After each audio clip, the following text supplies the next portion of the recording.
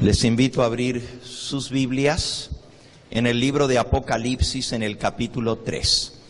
El mensaje que traigo hoy no es halagüeño, no es un mensaje bonito.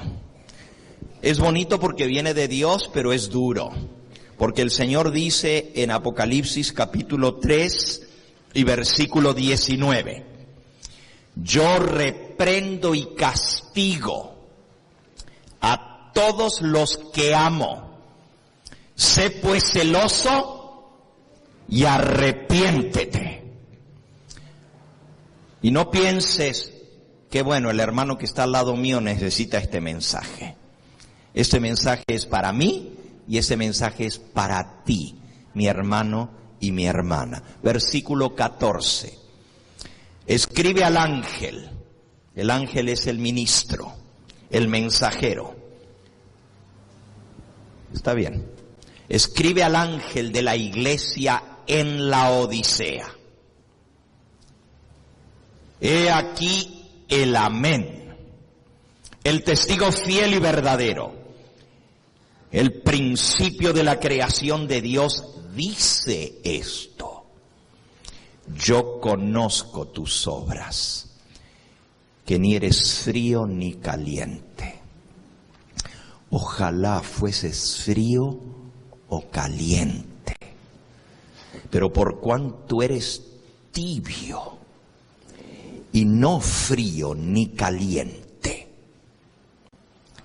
te vomitaré de mi boca. Porque tú dices, yo soy rico y me he enriquecido y de ninguna cosa tengo necesidad, y no sabes que tú eres un desventurado, miserable, pobre, ciego y desnudo. Por tanto, yo te aconsejo, y es Jesús el que dice esto, el testigo fiel y verdadero, yo te aconsejo que de mí compres oro refinado en fuego para que seas rico, y vestiduras blancas para vestirte y que no se descubra la vergüenza de tu desnudez. Y unge tus ojos con colirio, para que veas. Yo reprendo y castigo a todos los que amo, sé pues celoso y arrepiéntete. El amén, el testigo fiel y verdadero, el originador, el principio de toda la creación de Dios dice esto: yo conozco tus obras. El Señor nos conoce mejor de lo que nosotros nos conocemos a nosotros mismos. Él sabe nuestra condición. Yo conozco tus obras, que ni eres frío ni caliente.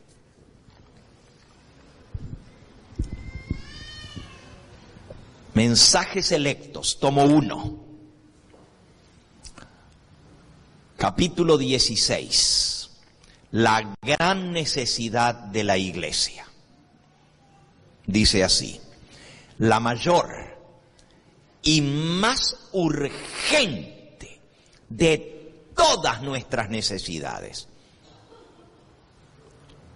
no es la de un nuevo pastor, ni de un pastor asociado. La más urgente de todas nuestras necesidades no es la de un buen programa de música, por bueno y necesario que sea. No es abrir 2 y 3 y 4 nuevas iglesias. La más urgente y la más grande de todas nuestras necesidades es la de un reavivamiento de la verdadera piedad en nuestro medio. Procurarlo debiera ser nuestra primera obra. Ahora no digamos, no, esta iglesia no necesita un reavivamiento, ya está reavivada. Jesús, que conoce mejor que lo que nosotros nos conocemos a nosotros mismos, dice: yo conozco tus obras, que ni eres frío ni caliente. Ojalá fueses frío o caliente. Y tú dices: pastor, pero por eso me salí de donde estaba para venirme aquí, porque aquí pues vengo a estar caliente. Cuidado. Un cambio de geografía no produce un cambio de actitud ni de carácter. Un cambio de geografía no trae un cambio de carácter. La más urgente y la más grande de todas nuestras necesidades es salir de la tibieza espiritual, reavivarnos. Sigue diciendo la mensajera del Señor: debe haber esfuerzos fervientes para obtener las bendiciones del Señor. No porque Dios no esté dispuesto a conferirnos sus bendiciones. ¿Se acuerdan lo que hablé la última vez que estuve aquí? Del Espíritu Santo. Y que Dios quiere darnos el Espíritu Santo más que lo que un padre le quiere dar a un hijo, un pedazo de pan cuando se lo pide. No es que Dios no quiera darnos sus bendiciones. El problema es que no estamos preparados para recibirla. Nuestro Padre Celestial está más dispuesto a dar su Espíritu Santo a los que se lo pidan que los padres terrenales en dar buenas dádivas a sus hijos. Sin embargo, mediante la confesión, la humillación, el arrepentimiento y la oración ferviente, nos corresponde cumplir con las condiciones en virtud de las cuales Dios ha prometido concedernos su bendición. ¿Y cuál es su bendición? El Espíritu Santo. Porque recuerden que teniendo el Espíritu Santo recibimos todas las demás bendiciones. Vienen en su estela. Teniendo el Espíritu Santo tenemos ¿qué? Todo. Todo. Solo en respuesta a la oración debe esperarse un reavivamiento en la iglesia. Mientras la gente esté tan destituida del Espíritu Santo de Dios, no puede apreciar la predicación de la palabra. Oigan, todos los sermones no van a hacer el cambio. Porque si fuera así, pues ¿cuántos sermones hemos venido escuchando?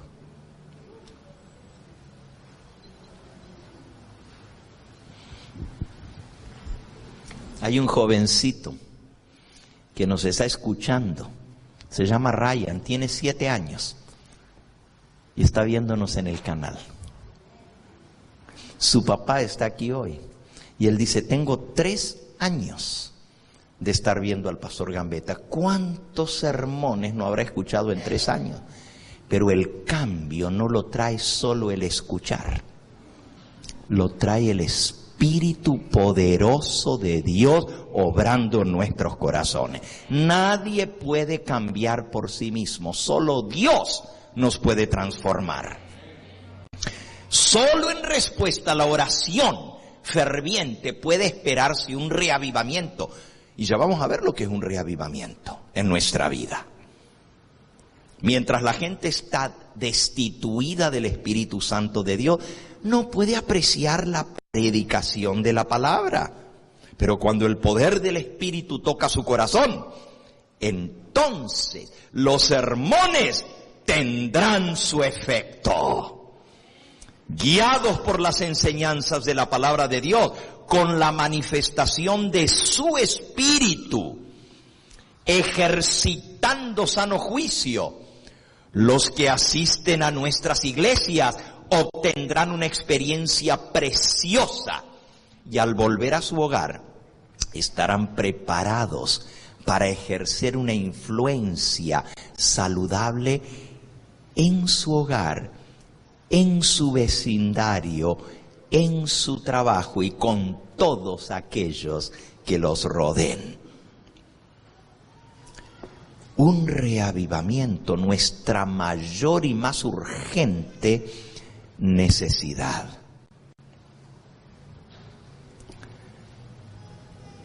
¿Y cómo lo vamos a lograr? Este capítulo 16 de el libro Mensajes Selectos, tomo 1, es sumamente importante. Yo quiero animarles, hermanos, a que ustedes lo estudien. Si tú no tienes el libro Mensajes Selectos, tomo 1, consíguelo. Y si no, yo voy a hacer provisión para sacarle copias, fotocopias a este capítulo. No son muchas hojas, son 9 páginas nada más, pero yo quiero que nosotros lo estudiemos, porque esa es nuestra más urgente y la más grande de todas nuestras necesidades, un reavivamiento. Hermanos, si Dios manda un reavivamiento a esta iglesia, wow, vamos a ver grandes cosas. Y las noticias, y más buenas noticias que dimos hoy, se van a multiplicar. Y el Señor va a hacer grandes cosas.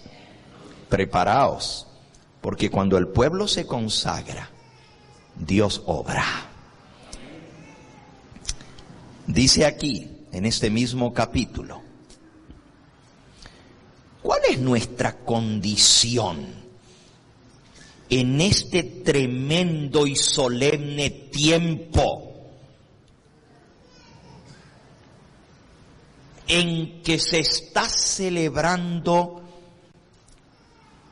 el juicio en el cielo? Escuchen, han estado siendo examinados delante de Dios los casos de los justos muertos ya por bastante tiempo.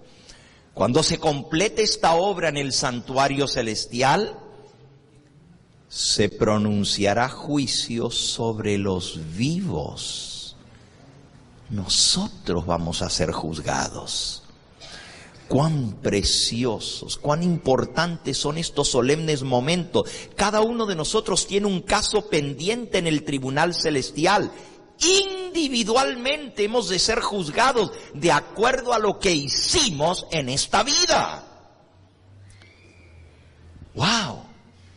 Entonces la pregunta es, ¿cuál es nuestra condición en este tremendo y solemne tiempo de juicio? ¿Qué si en el cielo hoy dijeran: Benalí Velarde, su caso está abierto hoy?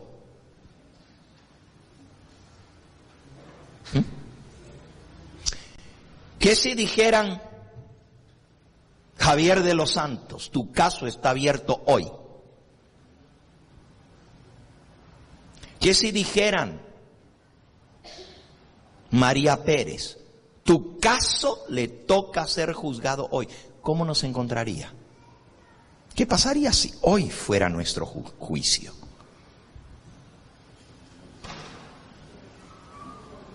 Es solemne lo que estamos hablando. Y a veces decimos, bueno, todavía no comenzó el juicio de los vivos. Qué bueno que todavía no comenzó, ¿verdad? ¿Acaso sabes tú si esta noche te acuestas y mañana no amaneces?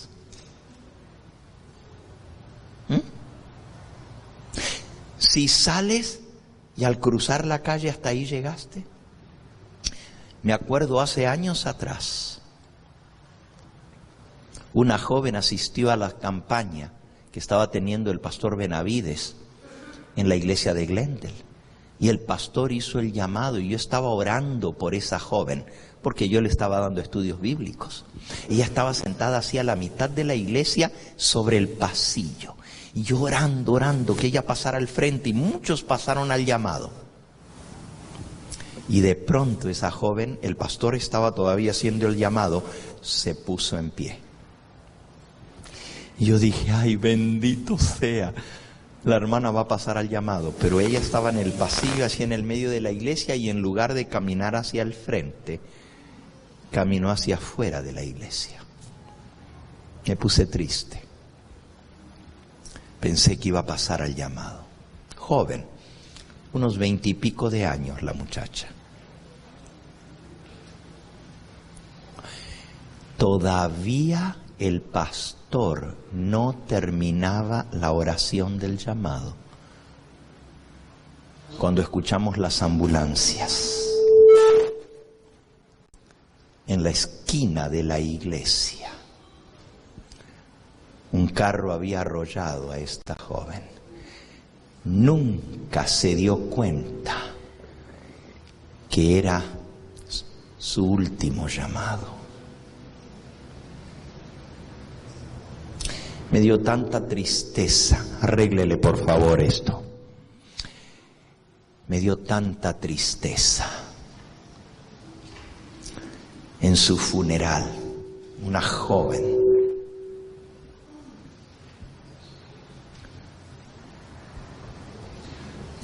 tuvo la oportunidad. Miren, ¿qué hubiera sucedido si en lugar de caminar hacia atrás hubiera caminado hacia adelante?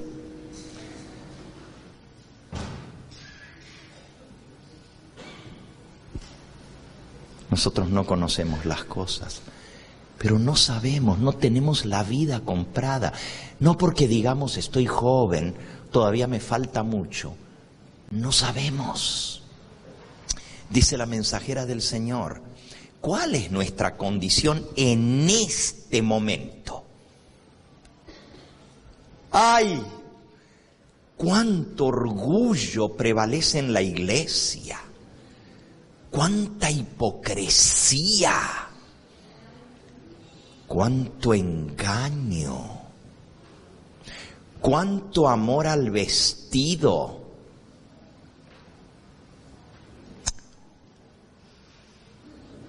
A las modas, a la frivolidad y a las diversiones. ¡Cuánto deseo de supremacía! De mandar, de tener los puestos. Todos estos pecados están nublando la mente de nuestros hermanos. Y por eso no discernimos las cosas eternas. ¿No escudriñaremos las Escrituras para que podamos saber dónde estamos en la historia de este mundo? ¿No llegaremos a entender plenamente la obra que se está efectuando para nosotros en este momento? En el santuario celestial, y el puesto que nosotros como pecadores debiéramos ocupar mientras se lleva a cabo esta obra de expiación en el cielo. Si tenemos alguna preocupación por la salvación de nuestra alma y de las almas de los que perecen, debemos efectuar un cambio decidido. Necesitamos un reavivamiento y una reforma en nuestra vida. Debemos buscar a Dios con verdadera contrición, con profunda contrición de alma. Debemos confesar todos nuestros pecados para que puedan ser borrados. No debemos permanecer ni un momento más en el terreno donde podemos ser fascinados. Nos aproximamos rápidamente al término de nuestro tiempo de gracia. Pregúntese cada alma, ¿cómo realmente estoy delante de Dios? ¿Cómo me ve Dios en este momento? No sabemos cuán pronto nuestros nombres puedan ser puestos en los labios de Cristo y sean nuestros casos decididos finalmente, para bien o para mal. ¿Cuáles? ¿Cuáles serán las decisiones? ¿Seremos contados con los justos o seremos incluidos con los impíos? Levántese la iglesia y arrepiéntase de sus apostasías delante de Dios. Despiértense los atalayas y den un sonido cierto a la trompeta. Tenemos una amonestación definida que proclamar. Y Dios ordena a sus siervos: clama voz en cuello, no te detenga, alza tu voz como trompeta y anuncia a mi pueblo su rebelión y a la casa de Jacob su pecado. Isaías 58:1. Debe captar este mensaje la atención de la gente. A menos que esto suceda, todo esfuerzo será inútil.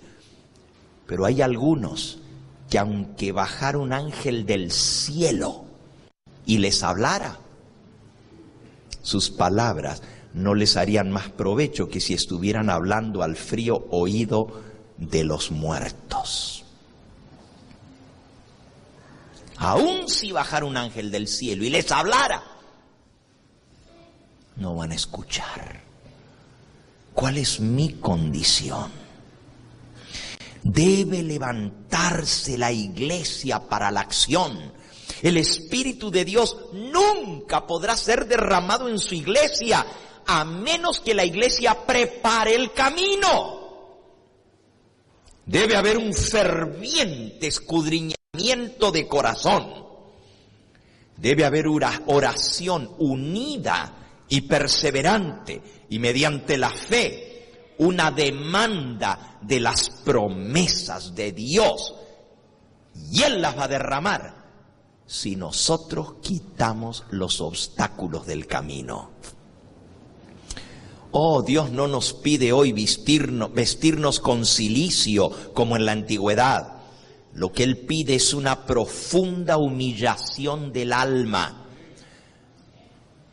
No tenemos el menor motivo para felicitarnos a nosotros mismos ni exaltarnos. Debiéramos humillarnos bajo la poderosa mano de Dios. Él vendrá a consolar y bendecir a los que le buscan de verdad, arrepentidos de corazón. La obra está delante de nosotros. Hay mucho que hacer. Hay un mensaje que dar. Hay almas que salvar. ¿Nos ocuparemos de ella? Debemos trabajar rápidamente. Debemos avanzar con presteza. No tenemos tiempo que perder. No tenemos tiempo para ocuparnos en propósitos egoístas. El mundo tiene que ser amonestado. ¿Qué estamos haciendo individualmente para llevar la luz a otros que nos rodean? Dios ha dejado su obra para cada individuo. Cada uno tiene una parte que hacer y no podemos descuidar la obra a menos que pongamos en peligro nuestras almas y nuestra salvación eterna. Oh, mis hermanos, ¿contristaréis al Espíritu Santo? ¿Dejaréis que se aleje de esta iglesia? ¿Excluiréis al bendito Salvador porque no estáis preparados para que su presencia entre en esta iglesia? ¿Dejaréis que las almas perezcan sin el conocimiento de la verdad porque amáis demasiado vuestra comodidad para llevar la carga que Jesús llevó por nosotros? Despertemos ya del sueño. Es hora que logremos un reavivamiento y un cambio en nuestra vida. Dios demanda un reavivamiento y una reforma espiritual entre nosotros. A menos que suceda esto, los que son tibios cada vez serán más detestables para el Señor, hasta que Él rehúse reconocerlos como a sus hijos. Él dice: por cuanto eres tibio y no frío ni caliente, estoy a punto de vomitarte de mi boca. Nuestra condición, hermanos, le da náuseas al Señor. Le da dolor de estómago de ver cómo somos. tibios. Él dice, ojalá fueras frío, pero no tibio o caliente. Pero el Señor nos preferiría vernos en el mundo perdidos como el que está frío, que no quiere saber nada de Dios, antes que en la iglesia y tibio. Hay más esperanza para el que está perdido en el mundo que para el que está en la iglesia y está tibio. ¿Por qué? Porque a lo menos el que anda allá afuera no se hace falsas ilusiones. No dice, pues yo estoy bien y me voy a salvar. ¿Sabe? Que si anda perdido y sin Dios, tiene que venir, y si se quiere salvar tiene que buscar de Dios. No anda pensando, yo estoy bien. ¿Sabe que anda mal? Pero el peligro es el que está en la iglesia y está tibio porque se hace falsas ilusiones y dice, yo estoy bien, yo estoy en la verdad, yo guardo el sábado, yo estoy en la verdad presente. Pero su vida no está consagrada 100% al Señor. Y el Señor dice, fíjense lo que acabo de leer. A menos que suceda un reavivamiento y una reforma en nuestro medio, los que son tibios serán cada vez más detestables para el Señor hasta que Él rehúse reconocerlos como sus hijos. Esa sería la tragedia más grande, hermanos, que Dios diga, ¿sabes qué? Ya no te considero mi hijo. ¿Qué harías tú si el Señor dijera, ya no? No, porque te he hablado y te he hablado y te he hablado y te he llamado y tú no me escuchas. Y si te mando un ángel del cielo que te hable, van a tener más efecto sus palabras en los muertos que están en el cementerio que en ti, porque ni vas a escuchar tampoco. ¿Vamos a ser así de duros de corazón? Deben realizarse un reavivamiento y una reforma bajo la ministración del Espíritu Santo. Reavivamiento y reforma son dos cosas diferentes. Ahora escuchen bien. Estoy en la página 149 del libro Mensajes Selectos, tomo 1, el capítulo Exhortaciones a un reavivamiento. Si usted no tiene este libro, a ver, ¿cuántos no lo tienen y les gustaría que yo les haga llegar una copia de este capítulo para que lo estudien? ¿Puedo ver las manos? Oh, wow. Pues pastor, usted le va a traer la copia, pero la van a tener que venir a buscar este martes por la noche. Bueno, si va a haber un reavivamiento, esa es una de las cosas que tenemos que cambiar. Anoche el pastor vino para ver cómo estaba la iglesia y cuando regresó allá, esta mañana, me dijo, pastor, había como unas 25 personas.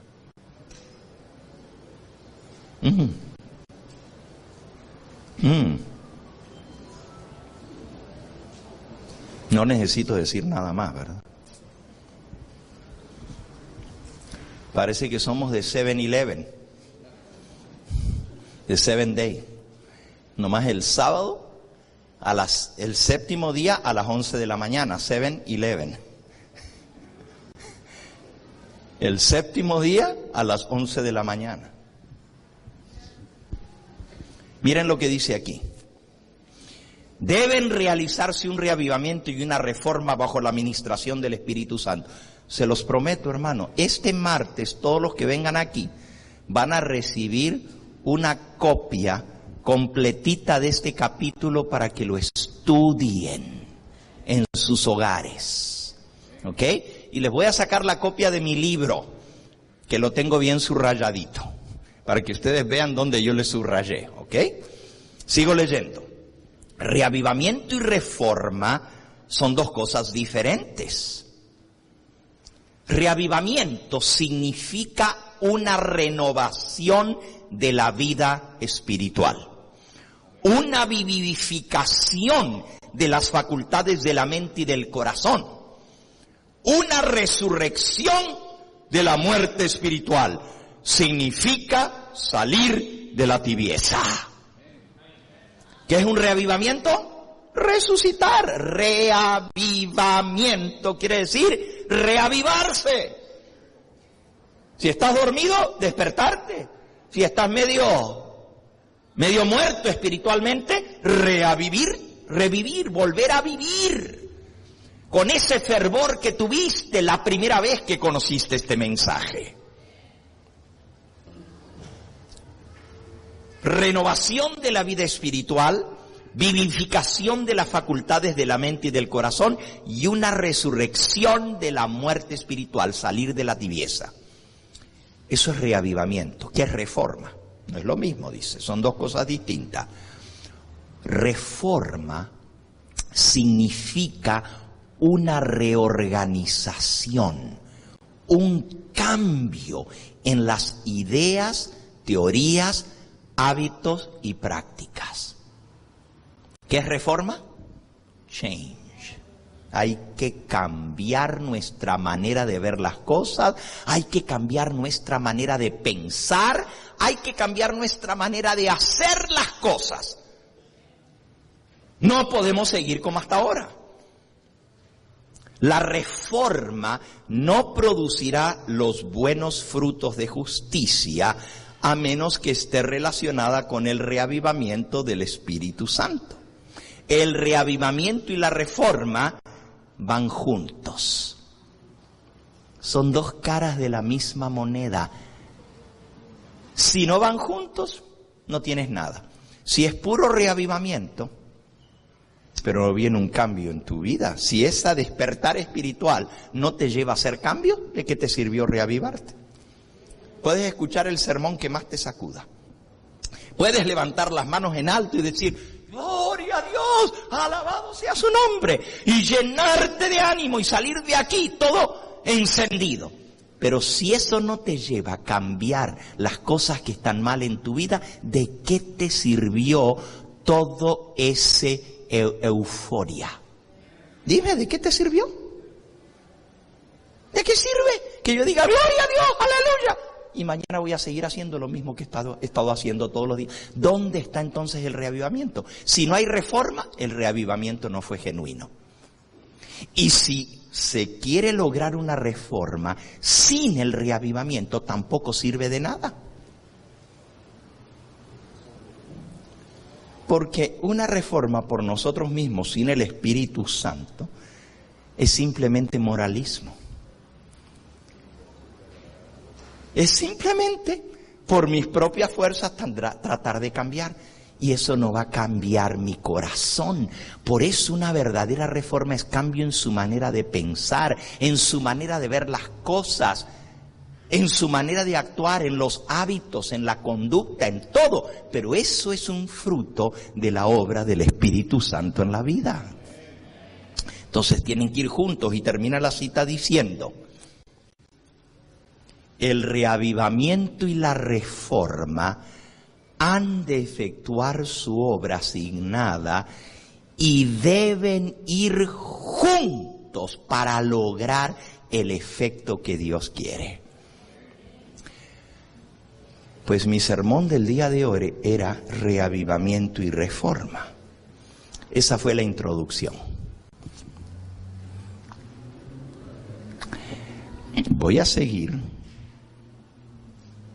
solo un poquitito más, porque les voy a introducir lo que vamos a ver esta tarde. Hay varios ejemplos en la palabra de Dios de reavivamientos y reformas. A lo largo de toda la historia, Dios ha tenido hombres y mujeres que han encabezado movimientos de reavivamiento y de reforma. Hoy les quiero hablar de uno de los casos más sorprendentes en la Biblia, de un reavivamiento y una reforma. Solo lo voy a introducir y esta tarde voy a estudiar ese tema juntos. Lo vamos a estudiar. Yo quiero que vayamos por un momento al libro de Segunda de Crónicas. Segunda de Crónicas. En el libro de Segunda de Crónicas se cuenta la historia de los reyes de Israel. Y termina Segunda de Crónicas con el último rey de Israel. Yo quiero que ustedes sepan que la nación escogida el pueblo escogido, después que Dios los sacó con poder de Egipto, les dio su santa ley al pie del monte Sinaí, oyeron la voz de Dios, escucharon los truenos y relámpagos, temblaron ante su presencia, pero fue puro reavivamiento, no hubo reforma, porque antes de los 40 días estaban adorando a un becerro de oro. ¿De qué les sirvió haber escuchado la voz de Dios si a los 40 días estaban danzando en torno a un becerro de oro? Tanto que Dios dijo, no los reconozco más como hijos. Le dijo a Moisés, de ti voy a hacer una reforma. Dios los desconoce como sus hijos. Y Moisés intercedió. Y finalmente Dios los perdonó. Entraron en Canaán. Altibajos, altibajos. El pueblo a veces estaba bien con Dios, a veces estaba mal. Cuando el pueblo era fiel a Dios y cambiaba sus caminos, Dios los bendecía. Cuando el pueblo se apartaba de los mandamientos del Señor, venía la maldición sobre la nación. Pero el libro de Reyes y de Crónicas, los dos libros, cuenta esa historia. Y lo más triste es que los altibajos eran más bajos que altos. Muy de vez en cuando venía un reavivamiento y una reforma, pero casi todo el tiempo estaban en apostasía, uno tras otro, tras otro. Que yo me recuerde, reyes que dirigieron al pueblo a la reforma, al reavivamiento y la reforma. Me recuerdo de Ezequías, el buen rey Ezequías. Me recuerdo del rey Josías, Joás. Pero fueron más de 40 reyes y los puedo contar con una sola mano, los que realmente llevaron al pueblo al reavivamiento y la reforma.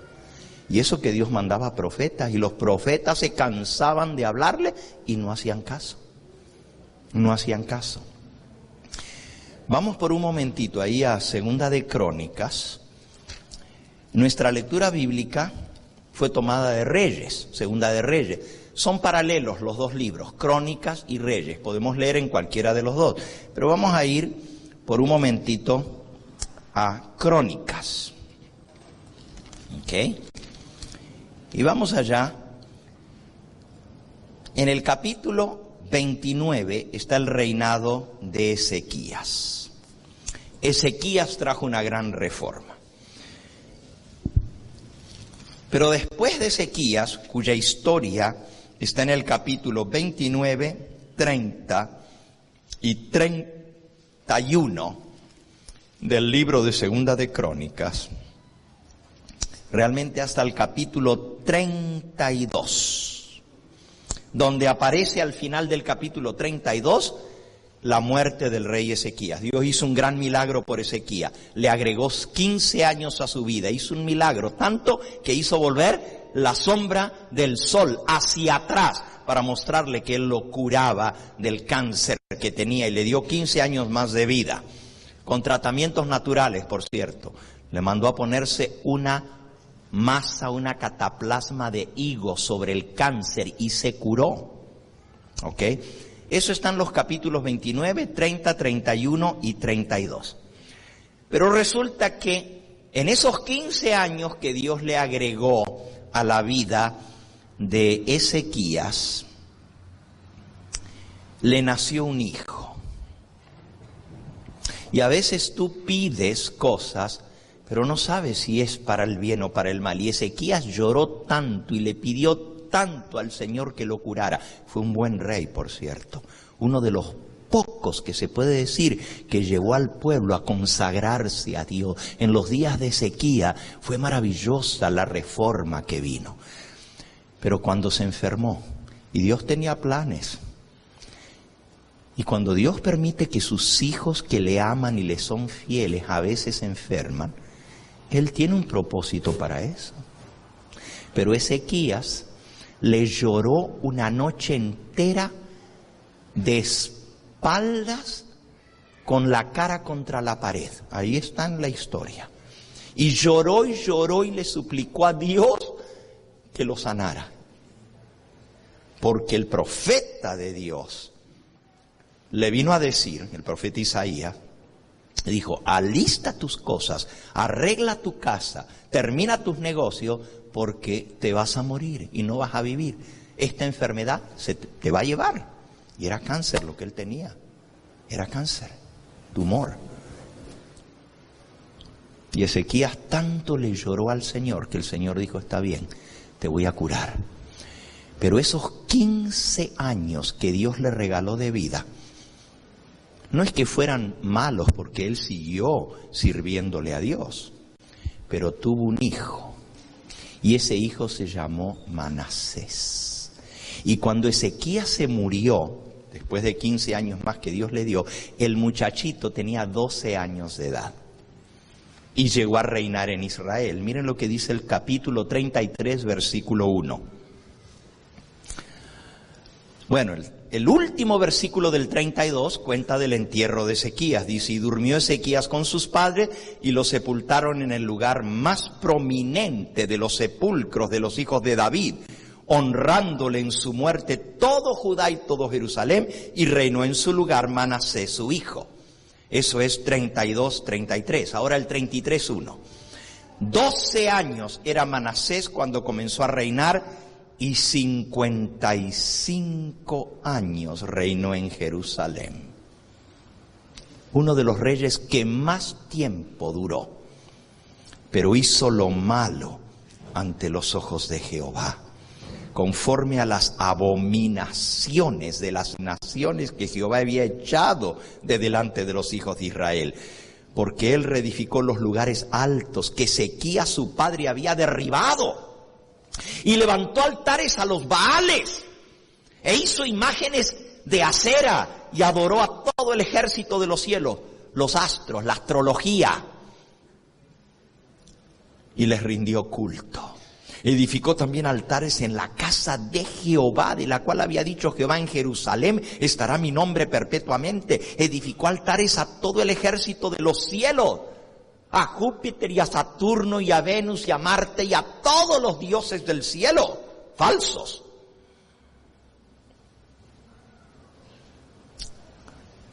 Y pasó sus hijos por fuego en el valle del hijo de Hinón, y observaba los tiempos y miraba en agüeros.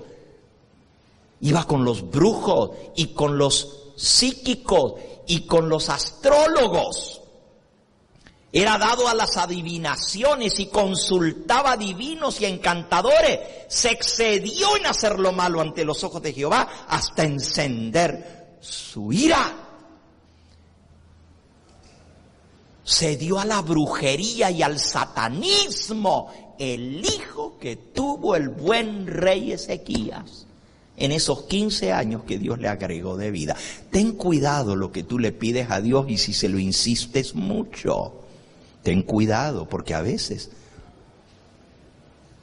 Dios sabe lo que es mejor. Si Ezequías hubiera dormido cuando Dios le dijo, alista tus cosas que te vas a dormir, hubiera muerto en la gloria habiendo sido obediente a Dios, y murió obediente a Dios él. Pero ese niñito que le nació fue el que trajo la desgracia al pueblo de Israel. No les voy a contar la historia de Manasés, porque es terrible. Es cierto, Manasés al final se arrepintió. ¿Saben? Lo llevaron cautivo en cadenas a Babilonia. El pecado de ese hombre era tan terrible fue lo que hizo. Si ustedes siguen leyendo el capítulo 33, se van a espantar. Metió un ídolo en la casa de Jehová. Y la gente estaba adorando a un ídolo en la misma casa de Jehová, y un montón de otras cosas malísimas que hizo, aparte de ser brujo, aparte de ir con los adivinos y con los astrólogos y con los brujos y con todo lo demás que ya leímos, un montón de cosas. Dios mandó profetas a amonestarlo, un profeta tras otro. El profeta Habacuc el profeta Sofonías, vivieron en la época de Manasés y no hizo caso. Y finalmente Sofonías dijo, ¿sabes qué? Dios te va a dar tu merecido y vas a caer en manos de los enemigos. Y así fue. Vinieron los de Babilonia y lo llevaron cautivo en cadena. Y cuando estaba ya en Babilonia, Manasés se arrepintió y le pidió perdón a Dios. Lo pueden leer allí. Dice el versículo 10 del capítulo 33, Manasés, el 9 dice, Manasés pues hizo extraviarse a Judá y a los moradores de Jerusalén para hacer más mal que las naciones que Jehová destruyó delante de los hijos de Israel. El pueblo escogido de Dios estaba portando peor que las mismas naciones paganas que Dios había mandado a destruir por influencia de Manasés. Versículo 10, y habló Jehová a Manasés y a su pueblo, mas ellos no escucharon.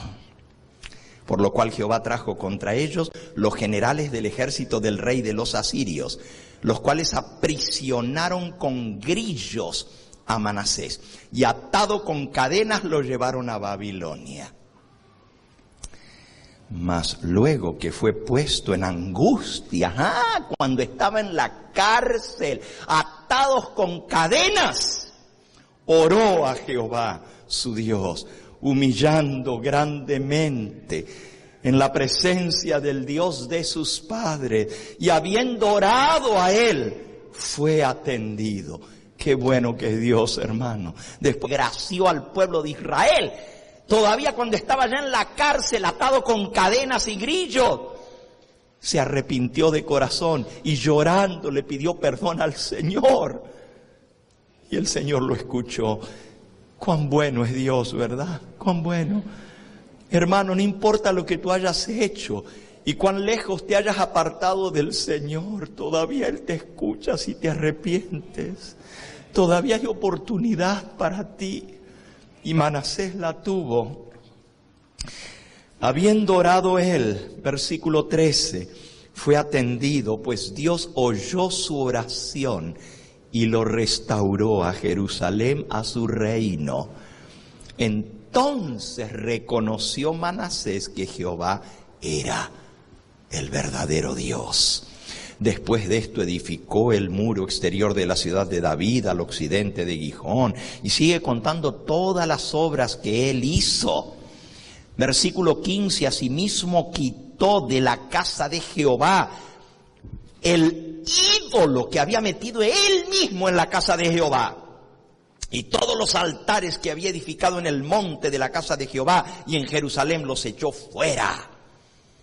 Reparó luego el altar de Jehová y sacrificó sobre él sacrificios de ofrendas de paz y de alabanza, y mandó a Judá que le sirvieran a Jehová Dios de Israel.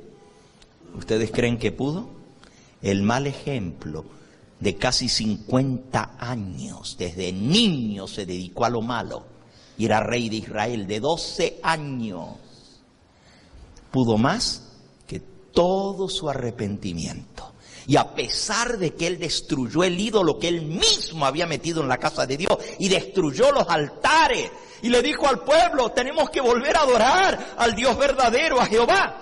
El pueblo se había acostumbrado a lo malo. Y dice el versículo 17, el pueblo aún sacrificaba en los lugares altos, aunque lo hacía para Jehová su Dios. Iban a los lugares paganos y decían, no, estamos adorando a Dios. Pero en el lugar equivocado, no en el templo de Dios, sino en los lugares altos, dedicados al culto a Satanás, al culto a Baal. Así hacen muchos hoy en día. Nosotros estamos adorando a Dios, pero el domingo en lugar del sábado. Cuando Dios mandó que sea, ¿qué día? Pero estamos adorando a Dios. Pero en el día dedicado ¿a quién? Al sol.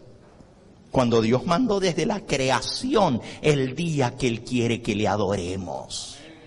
Escuchen los que me están escuchando por el canal de televisión. No te engañes, Dios no puede ser burlado. Obedecemos los mandamientos de Dios o no, porque Él dice que el que guarda toda la ley pero ofende en un mandamiento es hecho culpable ¿de qué? De todos, así que escuchen, no seamos necios si conocemos la palabra de Dios. Los demás hechos de Manasés, su oración a Dios y las palabras de los videntes, de los profetas que le hablaron en nombre de Jehová, del Dios de Israel. Y aquí todo está escrito en las actas de los reyes de Israel. Eso está en el libro de los reyes. No lo vamos a leer ya. Su oración también y cómo fue oído. Todos sus pecados y su prevaricación. Los sitios donde edificó lugares altos y erigió imágenes de acera e ídolos antes que se humillase. Y aquí todas estas cosas están escritas en las palabras de los videntes, de los profetas. Y durmió Manasés con sus padres y lo sepultaron en su casa. Y reinó en su lugar Amón, su hijo. Ahora, hermanos, quiero decirle que a pesar de que Manasés se arrepintió al final de su vida, 2 años le restituyeron el reino después de que había sido llevado cautivo a Babilonia. Dios lo restituyó porque se arrepintió. Él se salvó, pero la influencia que había tenido sobre su hijo pudo más que el arrepentimiento de su padre, porque ya el muchacho estaba grande.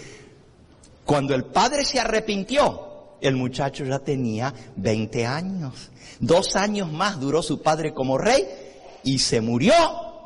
Y en su lugar subió el muchacho que tenía 22 años, se llamaba Amón. Versículo 21. De 22 años era Amón cuando comenzó a reinar, y 2 años reinó en Jerusalén. ¿Cuánto tiempo le dio Dios? 2 años.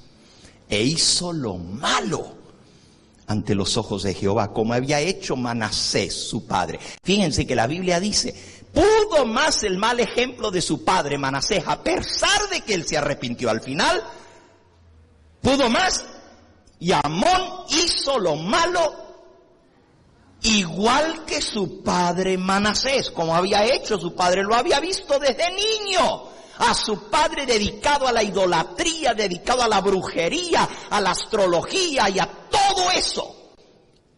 Oh sí, porque en aquella época había macumba también. Eso es bien antiguo, desde que existe el diablo. Dice aquí, ofreció sacrificio, sirvió a todos los ídolos que su padre Manasés había hecho. Tengan cuidado, padres, porque hay algunos que se apartan del camino del Señor, tienen a sus hijos y cuando están chicos no los llevan a la iglesia, no los llevan a los caminos de Dios y después ya de viejo vienen y se arrepienten, pero es demasiado tarde para salvar a sus hijos. Ten cuidado, padre, madre, con lo que haces, el ejemplo que les das a tus hijos, porque ese ejemplo va a poder más lo malo que lo bueno. Y aunque Manasés se arrepintió, de nada sirvió para la salvación de su hijo. No más 2 años reinó Manasés, de los 22, y a los 24 años lo mataron. Miren lo que dice. Siempre haciendo lo malo, adorando a los ídolos que su padre Manasés había hecho.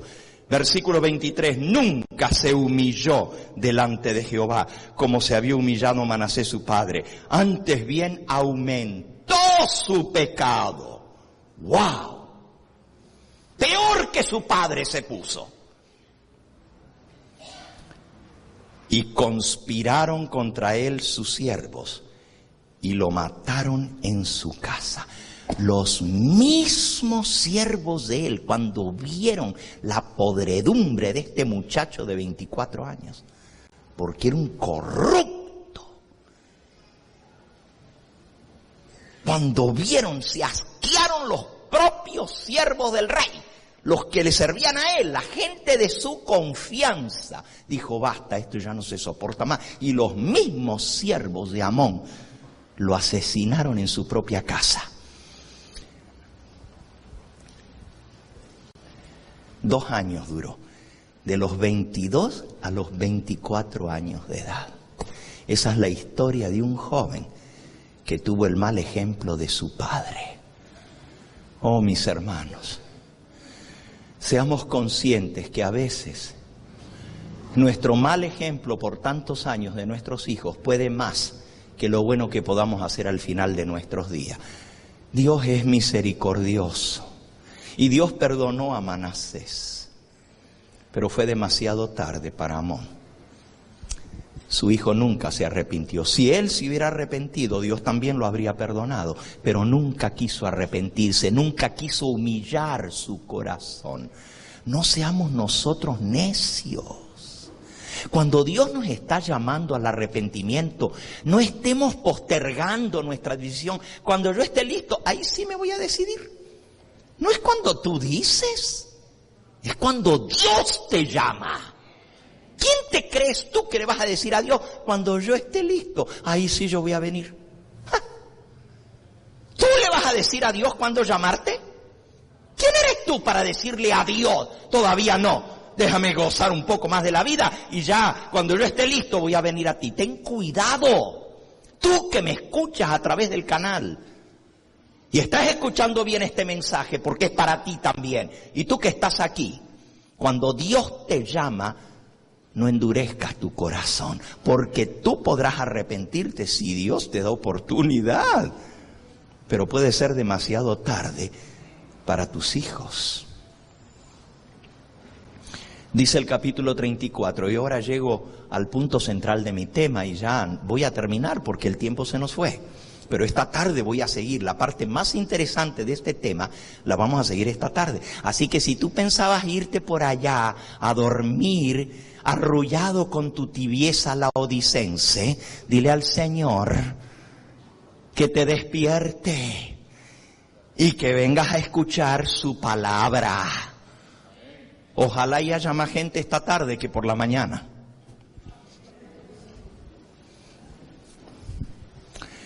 De 8 años, versículo 1 del capítulo 34, era Josías cuando comenzó a reinar, y 31 años reinó en Jerusalén. Josías es el hijo de Amón. Como Amón murió de 24 años, nomás saquen la cuenta. Y el muchachito tenía 8 años cuando murió su papá. ¿A los cuántos años lo tuvo Amón? Miren cómo era. Promiscuo. De 16 años ya tenía un hijo. ¿Ustedes creen que son nomás los jóvenes de hoy en día? Miren. Miren. Y ese muchachito tenía 8 años cuando comenzó a reinar y reinó 31 años en Jerusalén. Pero ahora viene algo increíble. El versículo 2 dice, Josías hizo lo recto ante los ojos de Jehová y anduvo en los caminos de David su padre. Miren que no dice anduvo en los caminos de Amón su padre. ¿Anduvo en los caminos de quién? Era descendiente de David, era tataranieto de David. Pero en lugar de mencionar el papá de él, como dice de Amón, que menciona a Manasés, que anduvo en los pecados de su padre, de este dice no, hizo lo recto ante los ojos de Jehová y anduvo en los caminos de David su padre, sin apartarse a la derecha ni a la izquierda. Aleluya, alabado sea el nombre de Dios. Que se pudiera decir eso de nosotros, que no nos apartamos ni a la derecha ni a la izquierda del camino del Señor. Qué testimonio, ¿verdad? Y tenía 8 años el niño. Y usted dice, pero ¿y cómo si tuvo un padre tan malo? Por lo mismo. ¿Saben por qué? Porque su papá lo tuvo de 16 años y no le importó criar a ese muchachito. ¿Ustedes creen que un muchacho de 16 años está preparado para criar a un hijo? ¿Quién creen que lo crió? ¿Quién? El abuelo. Y el abuelo se convirtió y ese niño se sentó a las rodillas de su abuelo. Y aunque el abuelo no pudo cambiar las maneras de su hijo Amón, porque ya estaba grande y hacía lo que se le daba la gana y ya había gustado el mundo y había gustado del pecado. Ese niñito que el padre descuidó porque no le interesaba a este hijito, el abuelo se lo puso debajo del brazo. Y recuerden que el niño estaba, miren, el papá de él 2 años duró. O sea que el niño tenía 8 años cuando murió su papá, pero tenía 6 años cuando murió su abuelo. Pero su abuelo estuvo 2 años convertido al Señor. Quiere decir que de los 4 a los 6 años, Josías tuvo la influencia de un abuelo que se entregó de corazón a Dios. Ah, benditos sean los abuelos. Benditos sean los abuelos consagrados a Dios. Miren la influencia que pueden tener. Aún si los padres son rebeldes contra Dios, los abuelos pueden hacer la diferencia. Alabado sea el nombre del Señor. Y miren la influencia que tienen los niños. O sea, son como una esponjita de los 4 a los 6 años.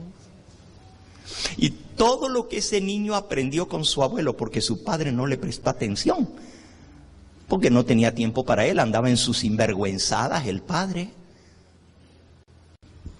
El abuelo le dedicó tiempo a Josías y le enseñó los caminos de Dios. Y el niño vio cómo su abuelo destruía los ídolos y destruía los altares y las imágenes.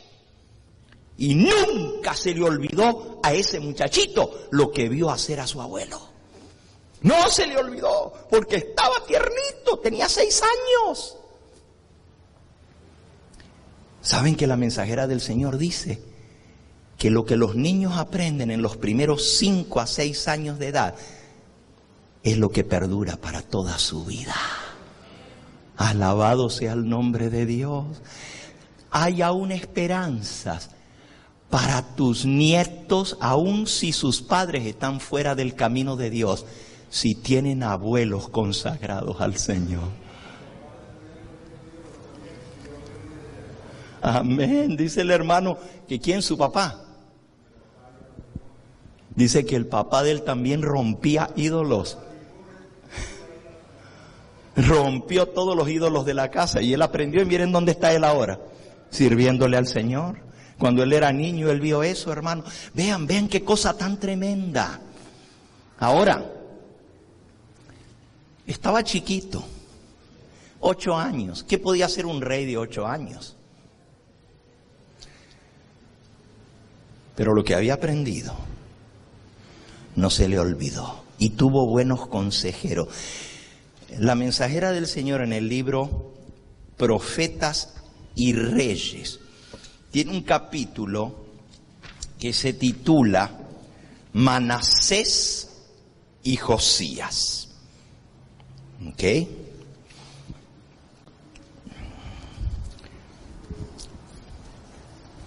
Dice aquí que durante los últimos años de Manasés, o aún antes, durante el reinado de Manasés y los 2 años de Amón, Dios levantó 2 profetas poderosos. Quiero decirles, hermanos, que tristemente Manasés, cuando andaba fuera de los caminos de Dios, el rey mandó asesinar al profeta Isaías. Él lo mandó a asesinar. ¿Saben que lo metieron en un tronco ahuecado y lo aserraron? Lo cortaron en pedazos dentro de un tronco como que estaban aserrando un leño al profeta Isaías. Eso hizo Manasés en los años de su rebeldía, que fueron de los 55 años que reinó, 53 fueron malos. Los 2 últimos años fueron buenos. Isaías no vivió en los tiempos de Josías, pero sí Habacuc y Sofonías, dos profetas. Si ustedes leen los libros de Habacuc y Sofonías, van a saber todo lo que estaba pasando en el pueblo de Israel y cómo la amonestación de Dios no se dejó esperar. Vino una tras otra.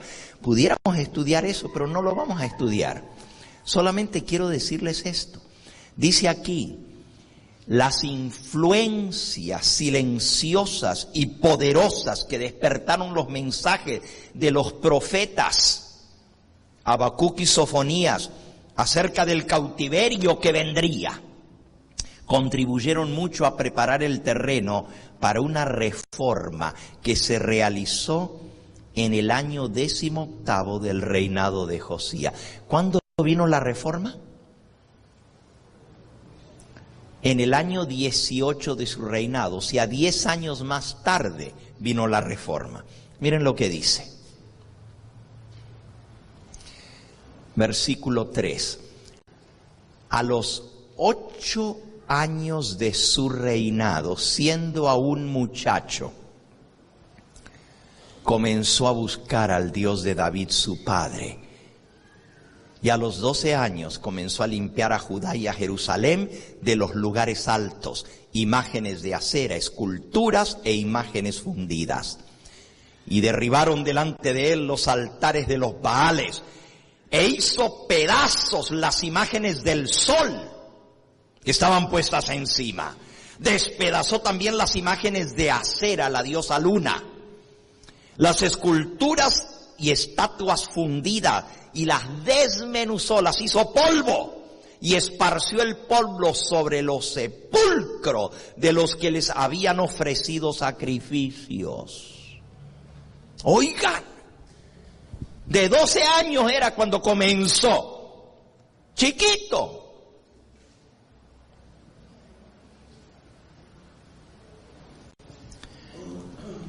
Siendo muchacho todavía, lo que había aprendido de su abuelo y lo que había escuchado de los profetas, lo llevó a la práctica y era el rey. Y aunque era un niño de 12 años, tenían que obedecerle porque era el rey.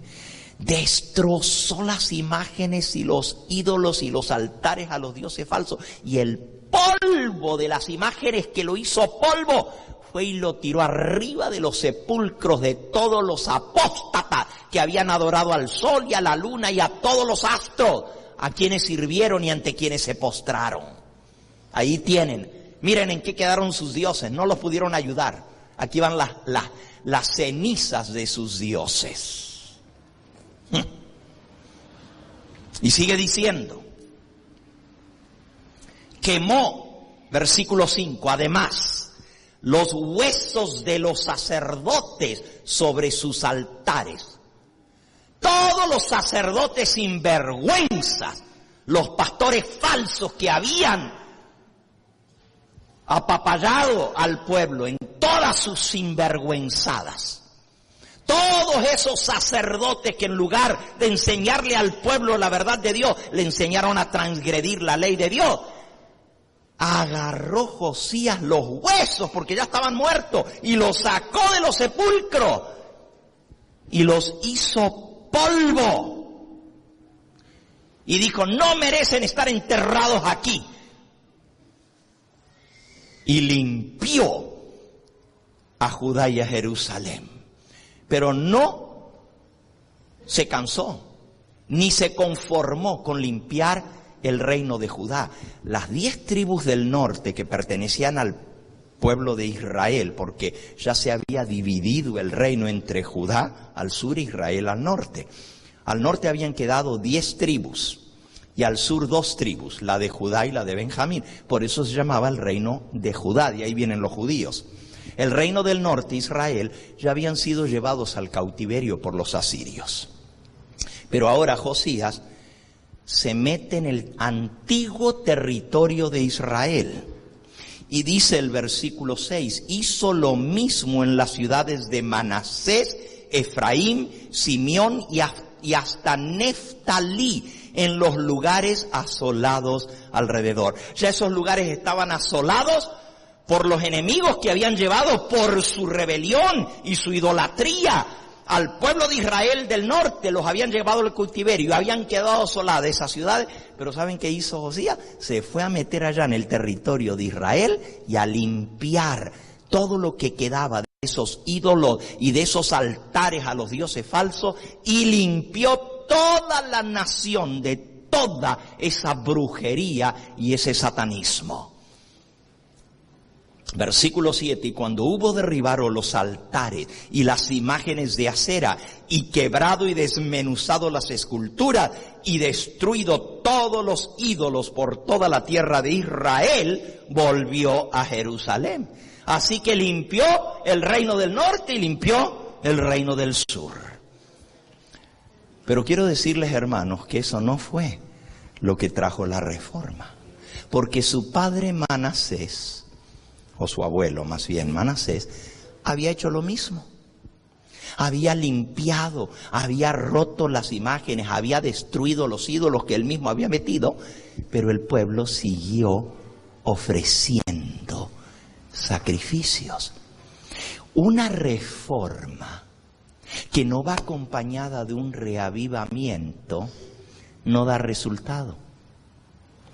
Para que una reforma es cambio, y Manasés trajo cambios, pero el pueblo no se reavivó. No vino el reavivamiento en los días de Manasés, ni menos en los días de Amón. Pero ahora Josías comenzó igual que su padre, o su abuelo más bien, a destruir todo, pero todavía no había cambiado el pueblo. ¿Cómo fue que él logró cambiar la mentalidad del pueblo? ¿Cómo fue que él logró que el pueblo se arrepintiera y volviera a su Dios y dejara las prácticas malas y paganas? No fue ni por el mensaje de los profetas, porque los profetas estaban dando un mensaje tras otro y no hicieron caso. Fíjense, a veces pensamos que son los sermones los que van a traer la reforma. No se confundan, hermano. El pastor Gambetta y todos los demás pastores podemos cansarnos de dar sermones. Pero si no hay un reavivamiento primero en la iglesia, de nada sirven los sermones. ¿Ustedes están entendiendo lo que yo estoy diciendo? Y de nada sirve la reforma externa. Yo puedo venir y poner reglas aquí, que dejen de estar cocinando en sábado allá atrás. De nada sirve si no hay una reforma de corazón, si no sale del corazón. Yo puedo decir que dejen de estar haciendo negocios aquí afuera. Puedo hacer un montón de reformas. Y estoy hablando hipotéticamente, no estoy diciendo que nada de esto sea cierto, ¿verdad? Pero eso no vale de nada. Yo puedo poner reglas en esta iglesia de reverencia en la casa de Dios, para que tengamos reverencia por la hora del culto. Pero si eso no nace del corazón, por respeto a nuestro Dios, son solo reglas humanas externas. Tiene que salir del corazón lo que hacemos. Tú le puedes obligar a tu hijo y decirle, vas a hacer esto y esto y esto y esto. Y tu hijo te va a hacer lo que tú le dices porque tú eres la ley. Pero si no cambia su corazón, cuando está fuera de tu vista va a hacer lo que él quiera. ¿Entiendes lo que quiere decir? Puede haber reformas externas, pero si no hay un cambio del corazón, de nada sirven las reformas. Tú puedes decir, voy a cambiar, voy a hacer esto y esto y esto, y puedes lograr algunas reformas en tu vida. Puedes lograr algunos cambios por tu fuerza de voluntad, por tu determinación. Pero si no hay una transformación del corazón, un verdadero reavivamiento, y el reavivamiento es volver a vivir espiritualmente, volver a nacer, renacer, resucitar espiritualmente. Si no viene eso primero, las reformas no valen de nada. Y Josías se puso primero a hacer reforma. No es que estuviera malo. Él tenía celo por el Dios de Israel, por el Dios del cielo. Y él le daba terror y le daba asco ver todos esos ídolos y lo que el pueblo estaba haciendo y agarró en su furor, porque a veces la ira de Jehová nos consume, ¿verdad? Y agarró las imágenes y las hizo pedazos y las hizo polvo y sacó los huesos de los sacerdotes que les habían llevado al pueblo a la idolatría y de los reyes anteriores, todos los que habían adorado al sol y a la luna y a todos ellos. Y sacó los huesos y dijo, estos no merecen estar enterrados aquí entre el pueblo santo de Dios. Y limpió a Jerusalén y pulverizó los huesos y los tiró. Imagínense, todo eso por celo de Dios. Pero eso no trajo el cambio. ¿Qué fue lo que trajo el cambio? Ah, mis hermanos, hubo algo tremendo que sucedió. Y ese va a ser el tema de esta tarde. Porque miren la hora. Hoy fue largo el día. Yo quiero que ustedes vayan, que coman, que descansen un ratito y luego vamos a regresar porque el resto del capítulo es lo más interesante. ¿Qué es lo que realmente produce ese reavivamiento y esa reforma que va a cambiar definitivamente nuestra vida y la vida de esta iglesia? ¿Escucharon bien lo que dije? Hay algo que Dios quiere hacer en nuestro medio y Él lo va a hacer por su Espíritu Santo. Porque uno puede escuchar un montón de sermones y aquí hay gente que escucha un sermón tras otro y vuelve y en la semana sigue haciendo la misma suciedad y la misma sinvergüenzada que ha estado haciendo todo el tiempo. Y viene el sábado a la iglesia y escucha el mismo sermón y sigue en la misma hipocresía. Eso lo he visto continuamente. Escuchamos un sermón tras otro. ¿Saben lo que es eso? Peor condenación. Porque en el día del juicio Dios nos va a decir, no me digas que no escuchaste. No me digas que no te hablé, que te llamé, que te mostré el camino, te llamé al arrepentimiento. ¿De qué te sirvió todo lo que escuchaste? ¿Entiendes por qué esto es grave? Entonces, ¿qué es lo que produce realmente ese reavivamiento que va a traer como resultado la reforma?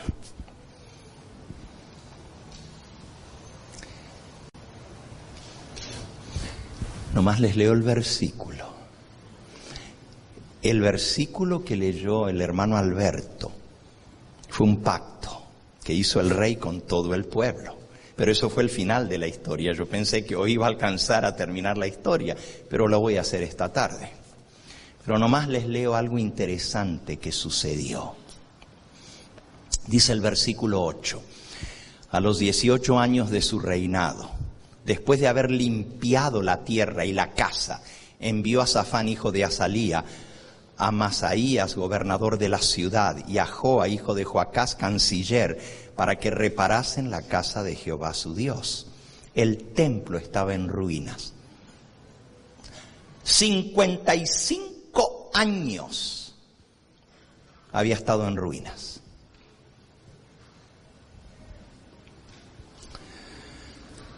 Esto es el gobernador de la ciudad. Buscó a los grandes de la ciudad y dijo, me van a ayudar ustedes.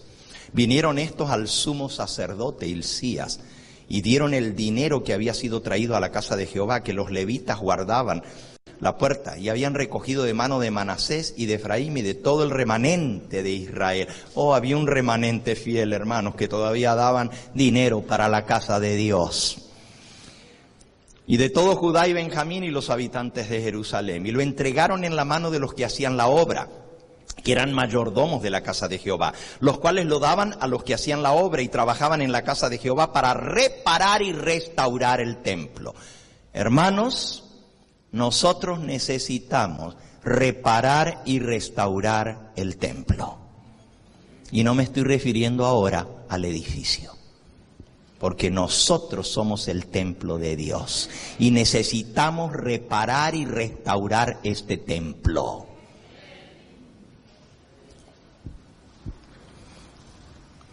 Daban asimismo a los carpinteros y canteros para que comprasen piedra de cantería y madera para los armazones y para la entabladura de los edificios que habían destruido los reyes de Judá. ¡Wow! Y estos hombres procedían con fidelidad en la obra. Y eran sus mayordomos Jaab, y Abdías, levitas de los hijos de Merari, y Zacarías y Mesulam de los hijos de Coat, para que activasen la obra, y de los levitas, todos los entendidos en instrumentos de música. Algunos músicos también saben construir, ¿saben? También velaban sobre los cargadores y eran mayordomos de los que se ocupaban en cualquier clase de obra, y de los levitas que había escribas. Entre los levitas había escribas, gobernadores y porteros. Y al sacar el dinero que había sido traído a la casa de Jehová, el sacerdote Hilcías hizo un descubrimiento. Halló el libro de la ley de Jehová, dada por medio de Moisés. Y dando cuenta Hilcías, le dijo al escriba Safán: he hallado el libro de la ley en la casa de Jehová. Y dio Hilcías el libro a Safán. Este descubrimiento iba a cambiar la historia de la nación. Un descubrimiento. ¿Saben ustedes que el libro, y vamos a ver cuál era ese libro? ¿Cuál era el libro de la ley que Jehová dio a Moisés, que descubrieron? Se había perdido. Y lo encontraron, por casualidad. Lo encontraron metido allá en los tesoros del templo, estaba arrumbrado.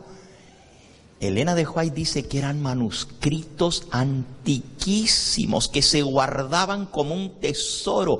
Era un patrimonio de la nación que Moisés había escrito con su puño y letra, pero estaba por allá perdido y arrumbrado y nadie sabía ni dónde estaba. Tenían años, desde la época del rey Ezequías, que lo que Moisés había escrito no estaba a disposición del pueblo, ni sabían de eso. Esta tarde les voy a hablar lo que pasó, pero fue algo tremendo, hermanos. Cuando nosotros descubramos eso en nuestra vida, va a venir un reavivamiento que va a traer una reforma que no vamos a volver a ser los mismos de antes. Pero toda reforma está basada en un reavivamiento, y el reavivamiento viene por redescubrir la palabra de Dios. Esta tarde vamos a hablar de eso. Yo quiero terminar en esta hora haciéndote un llamado muy especial. Si hay alguno que reconoce que el Señor Jesús, que es el testigo fiel y verdadero, ha hablado esta hora, porque yo le pedí al Señor que no sea yo quien hable, sino que sea su Espíritu Santo el que hable. Y si tú has reconocido la voz de Jesús hablándote a tu vida, porque algunos dicen, este sermón estaba bueno, lástima que el hermano tal y tal no vino para escucharlo. Sí, lástima que la hermanita esa no vino, a ella le hubiera caído bien este sermón. No digas eso, hermano. El sermón es para mí y es para ti. Para cada uno de los que estamos aquí, para ti que me estás escuchando a través de la pantalla. Tú entiendes que Jesús quiere salvarte. Y Él dice, yo reprendo y castigo a todos los que, ¿qué? Los que amo. Sé pues celoso y ¿qué? Y arrepiéntete. Y cuando la iglesia reconozca que necesita arrepentimiento y venga humillada delante del Señor, Dios va a perdonar. Pero mientras seamos orgullosos y digamos esto no es para mí, el Señor no puede obrar en tu vida. No importa quién tú seas. Si Dios te trajo aquí hoy, Dios quiere ver tu arrepentimiento. Dios quiere ver tu humildad de aceptar el mensaje y aplicarlo a tu vida. Porque el Espíritu Santo ya te habló a tu corazón y te dijo qué es lo que está mal en tu vida. ¿Cuáles son las cosas que tienes que cambiar? Pero no has podido cambiarlas. ¿Por qué? Porque necesitas el Espíritu Santo de Dios. Y ese es el reavivamiento. Y yo quiero en esta hora invitarte a decirle, Señor, escudriña mi corazón. Mírame, Señor. porque yo quiero que tú hagas ese cambio en mi vida. Yo no lo puedo hacer, pero tú lo puedes hacer. Y si el Espíritu Santo te está llamando a tomar esta decisión, dile: Señor, heme aquí. Quiero llamar en primer lugar, si hay alguna persona que aún no ha hecho ese pacto solemne con Dios de entregarle su vida a Él, arrepentido, limpiando su vida de todo pecado en las aguas del bautismo. Cristo fue el que dijo: el que a mí viene, yo no lo echo fuera. Y Él dijo: arrepentíos. Siempre al final del llamado comienza esto. Ustedes se dan cuenta que los 3 sábados que he estado aquí, a la hora del llamado, el diablo quiere que no se escuche. Pero no te preocupes, que el Señor es más poderoso. Él mete su cola, pero el diablo va a salir burlado a esta hora. Porque hay personas aquí que hoy van a tomar la decisión de entregar su vida al Señor. Si aún tú no has sido bautizado, esta es tu oportunidad y no postergues tu decisión. Hay alguno aquí que quiere decir: Pastor Gambetta, yo soy esa alma, Dios me trajo aquí hoy y yo sé que tengo que tomar una decisión. Ore por mí, porque yo estoy seriamente pensando en entregar mi vida al Señor y quiero prepararme para el bautismo. ¿Tienes el valor de levantar tu mano? Si aún no has sido bautizado, levanta tu mano, yo quiero orar por ti. El Señor te bendiga, mi hermano, el Señor te bendiga a ti, y a ti, y a ti, y a ti. Levanta tu mano allá, sí, el Señor te bendiga a ti, a ti, a ti, a ti, a ti, a ti, a ti, a ti, a ti. Oh, veo un montón de manos, un mar de manos que se han levantado. Alabado sea el nombre del Señor, el Espíritu Santo está trabajando. Si hay alguno aquí que ya fue bautizado o bautizada en otra iglesia, pero no le enseñaron de la ley de Jehová, no le enseñaron lo que tú estás conociendo ahora, y el Espíritu Santo está tocando tu corazón y quiere decir: Pastor, ore por mí, porque esta es la verdad y yo necesito seguir este camino, yo necesito obedecer al Señor, que el Señor me dé el valor para obedecerle a Él en todo, porque yo quiero ser un verdadero hijo de Dios. Hay alguien aquí que viene de otra iglesia, que el Señor lo trajo aquí, pero quiere decir: Pastor, yo soy esa alma. Yo ya me bauticé antes, pero yo quiero que el Señor me toque con su Espíritu Santo y me haga un hijo obediente a todos sus mandatos. ¿Tienes el valor de levantar tu mano?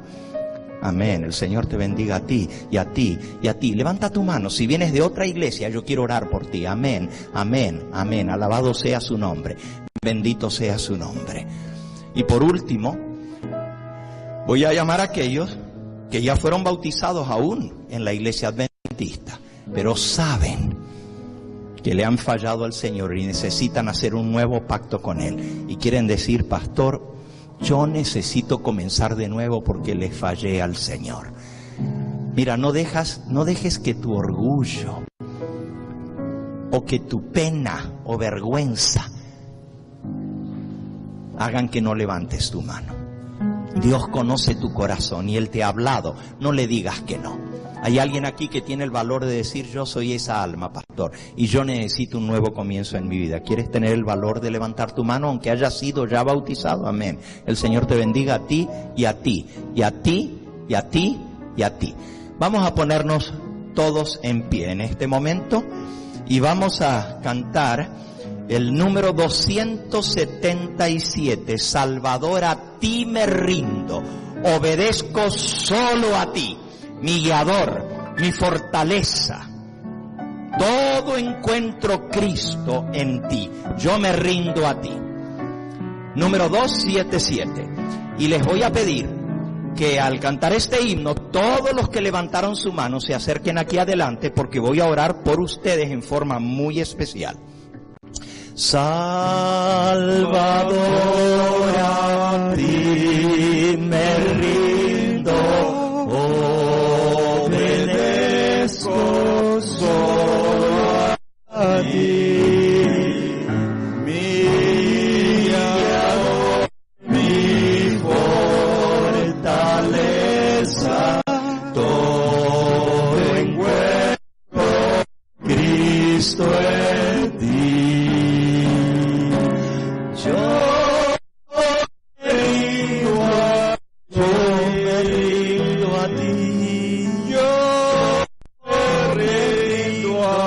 Yo me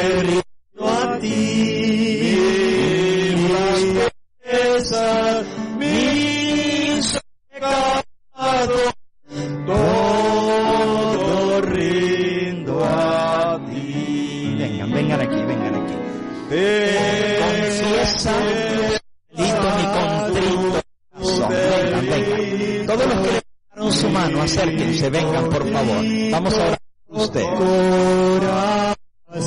Oye Cristo mi plegaria. Oye Cristo mi plegaria. Quiero en ti tener perdón. Yo me rindo a ti.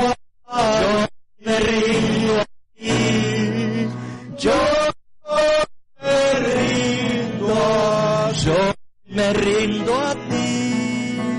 Mis ofensas, mis pecados,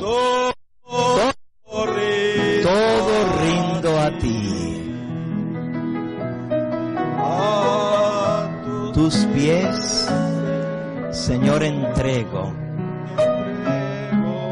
Bienes, goces y placer. Que tu espíritu me llene. Que tu espíritu me llene. Y de ti sienta el poder. Y de ti sienta el poder. Juntos, yo me rindo a ti. Yo me rindo a ti.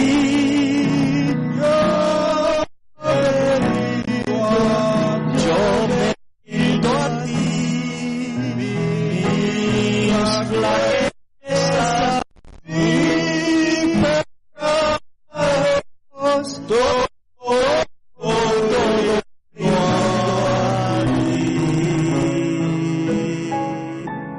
oh, qué gozo encuentro en Cristo.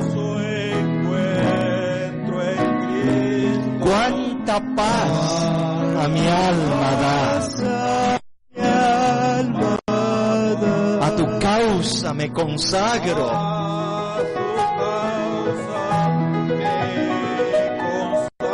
Y tu amor, mi amor será.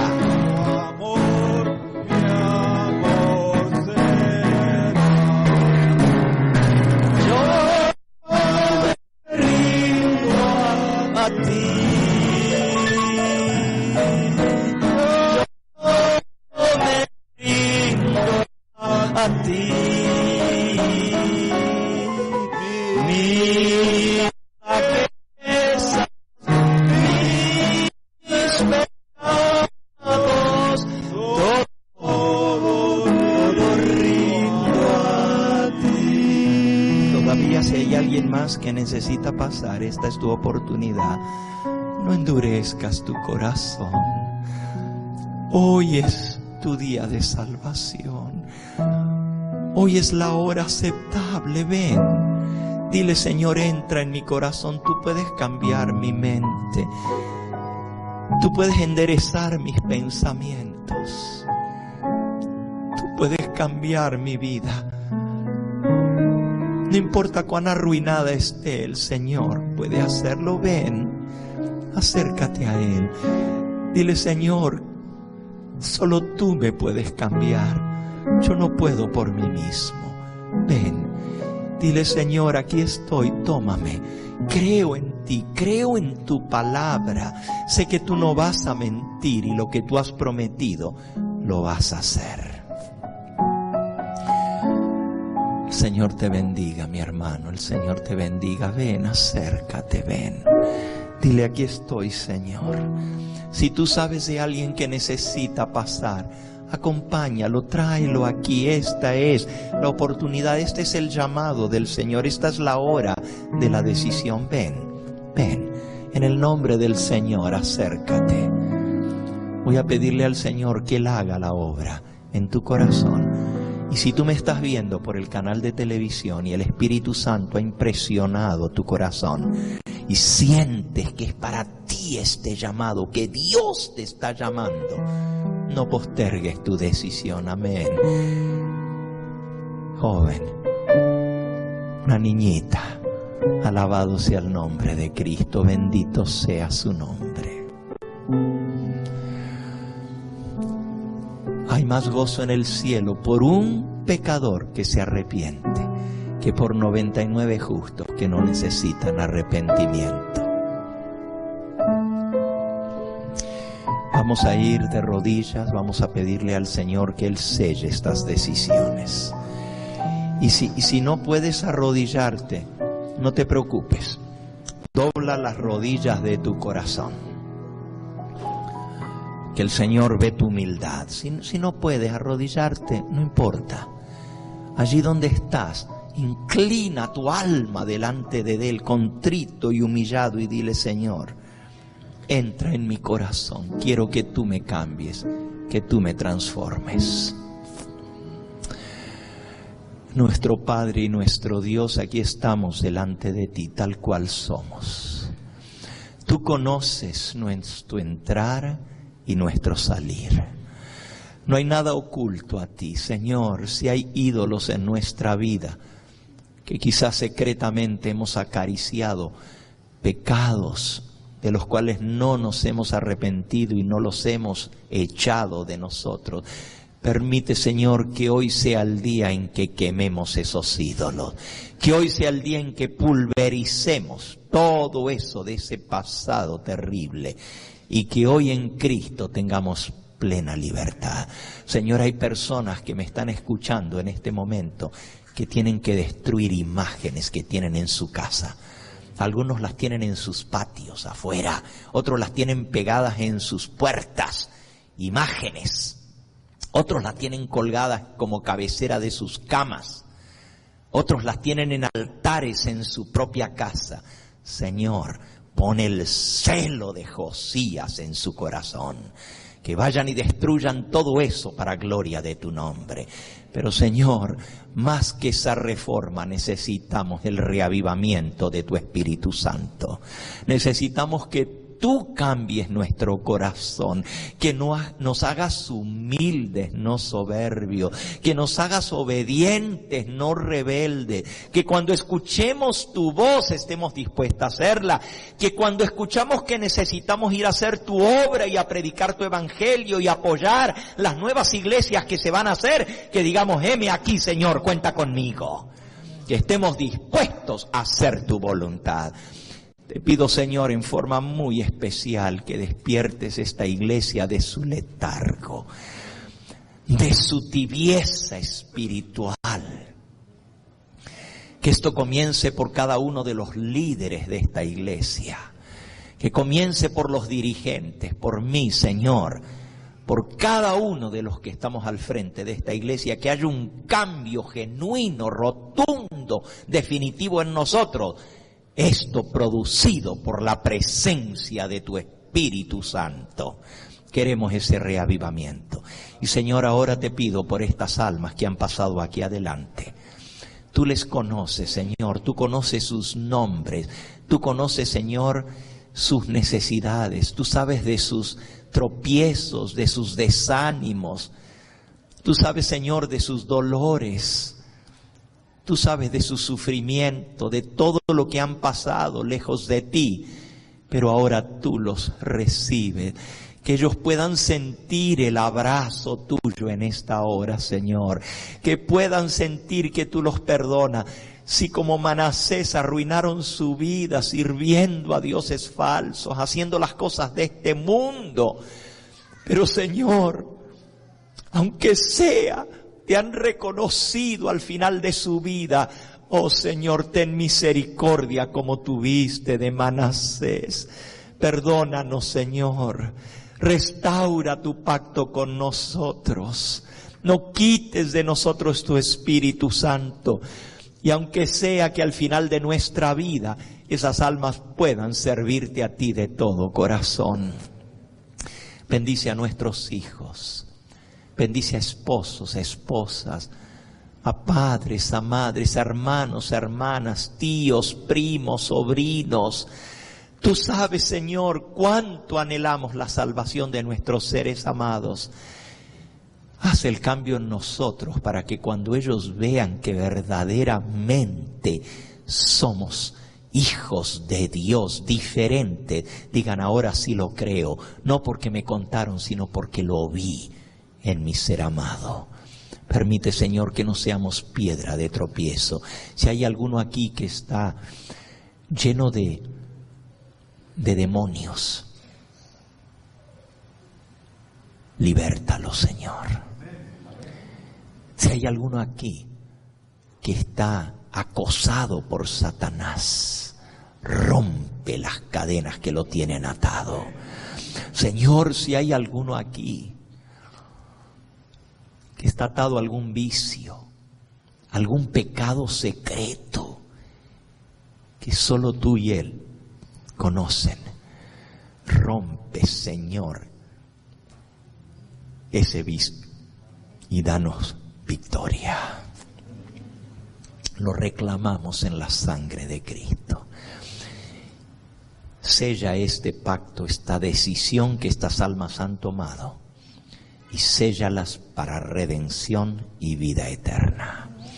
Humilde te pedimos, humildemente, que tu Espíritu Santo confirme este llamado en nuestro corazón, y que no sea emoción, sino convicción y conversión lo que nos lleve a servirte de todo corazón.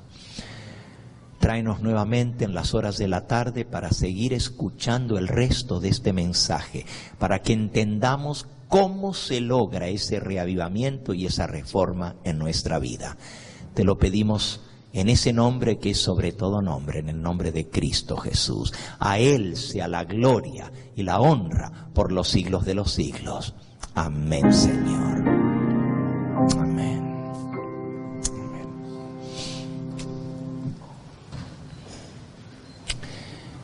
Señor les bendiga, hermanos. Los diáconos nos van a indicar la salida. Tenemos el almuerzo en el salón comedor para nuestras visitas. Y luego de eso, esta tarde, a las 6 de la tarde, seguimos con el tema que no terminamos en esta hora. Les esperamos. El Señor les bendiga.